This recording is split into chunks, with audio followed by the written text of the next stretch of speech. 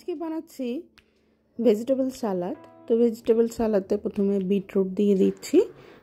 এটি আমি একটু সিদ্ধ করে নিয়েছি। আর এখানে দিয়ে দিচ্ছি পুরোটা কাঁচা না, এটিকে আমি হালকা ব্লাঞ্চ করে নিয়েছি গরম পানিতে। তো এটি দিয়ে দিলাম। অ্যাজ পার কোয়ান্টিটি, আপনি কতটুকু কোয়ান্টিটির সালাদ বানাতে চান সেই কোয়ান্টিটি নেবেন। আর এখানে আমি দিয়ে দিচ্ছি টমেটো কিউব করে কেটেছি, আর ক্যাপসিকাম দিয়ে দিচ্ছি, সুইট কর্ন আর মাশরুম, এগুলিকে হালকা করে ব্লাঞ্চ করে নিয়েছিলাম। আর টোফু এখানে দিয়ে দিচ্ছি, আইস ক্যাবেজ। আর ড্রেসিংয়ের জন্য বানাচ্ছি এটি দিয়ে দিলাম আমি লেমন জুস। কতটুকু টক রাখতে চান তার উপরে, আশা করছি ছোট একটি লেবু দিলেই, গোটা লেবু দিলে হয়ে যাবে। তার সাথে আমি দিয়ে দিচ্ছি এখন গোলমরিচ, কালো যে গোলমরিচ হয় সেটি গুঁড়ো, আর অলিভ অয়েল। সঙ্গে দিয়ে দিলাম সিসাম সিড অর্থাৎ তিল, আর এখানে দিয়ে দিলাম পিরি পিরি সস এবং ওয়াসাবি সস দিয়ে সোজা আমি এটিকে ব্লেন্ড করে নিচ্ছি ফর্ক দিয়ে। সঙ্গে দিয়ে দিলাম এবার হানি।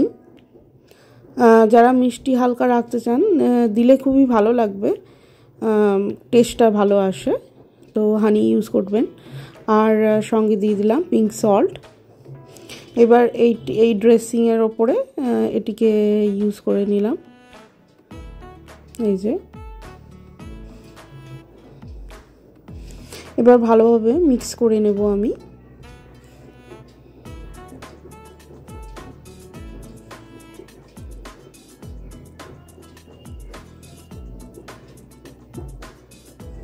খুবই সহজ, ইজিভাবে সালাদটি বানানো যায়। তো এইরকমভাবে আপনারাও বাড়িতে সহজভাবে বানিয়ে নিতে পারেন। এতে আপনি চিকেন, শ্রিম্প ইউজ করতে পারেন। আমি এখানে টোফু ইউজ করেছি যেহেতু, সেই জন্য আমি পুরোটাই ভেজ রেখেছি। এখানে অনিয়ন বা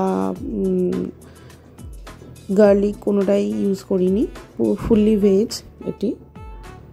তো এতে আমি যদি ইউজ করতে চাই, এই যে যেরকম ছেলের অনুরোধে আমি এখানে দিয়ে দিলাম এখন টপিংস হিসেবে। এটি হচ্ছে আমারই বানানো একটি ফিশ ফ্রাই, ভেটকি ফিশ ফ্রাই। তো সেটিকে আমি হালকা সটে করে নিয়েছিলাম, সেটি আমি এখানে ইউজ করেছি। জাস্ট উপরে টপিংসে রাখতে পারেন, এটিকে স্কিপ করতে পারেন ফুললি যারা ভেজ বানাবেন। তো এইটাই ছিল। আর উপর থেকে কাঁচা লঙ্কা, বিভিন্ন রকম সিডস লাইক আপনার হচ্ছে চিয়া সিডস, আরও অনেক রকম যে সিড আছে সেগুলো আমি ব্যবহার করেছি। আপনাদের ঘরে যেগুলো থাকবে সেগুলি ব্যবহার করতে পারেন। এর সাথে আমি পিনাটস দিয়েছি।